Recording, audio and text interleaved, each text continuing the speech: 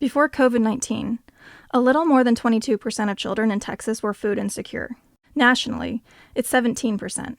With the spike in unemployment and the closing of schools due to the pandemic, that number is going up. Vanessa Morelion, with the South Plains Food Bank, is on the ground every day seeing these numbers climb.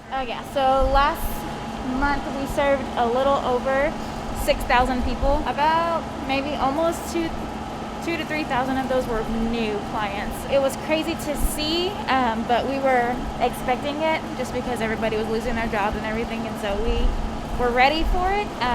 It's just we don't like seeing it because our mission is to end hunger, And She guides me through the food bank's warehouse, explaining that this facility is almost 5 years old.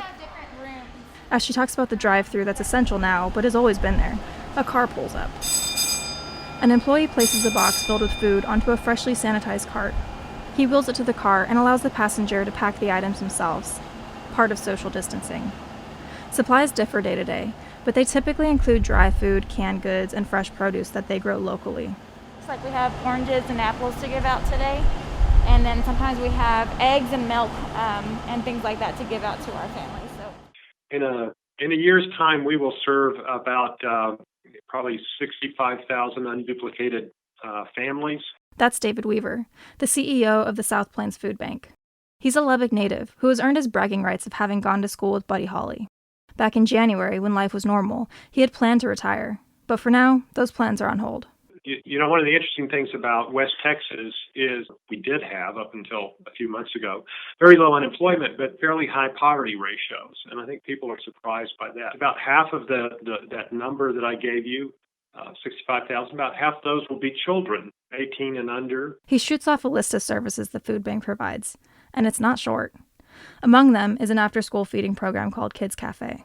These children are more often than not on the free and reduced lunch programs at their school. I think there's only one or two public schools in Lubbock that don't qualify for the free or reduced lunch program. So that tells you that really there are pockets of food insecurity throughout Lubbock. According to an article released by Children at Risk, neighborhoods in the northeastern parts of the city have a higher concentration of people with food insecurity. These neighborhoods are largely made up of Black and Hispanic residents.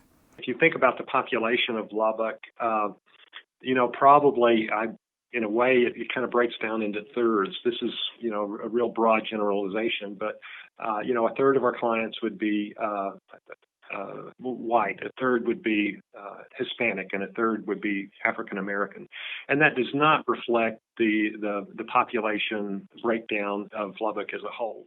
Social vulnerabilities such as access to transportation and socioeconomic status are factors driving people to food insecurity. In East Lubbock, for example, the average household has 2 cars, which is the same across the city.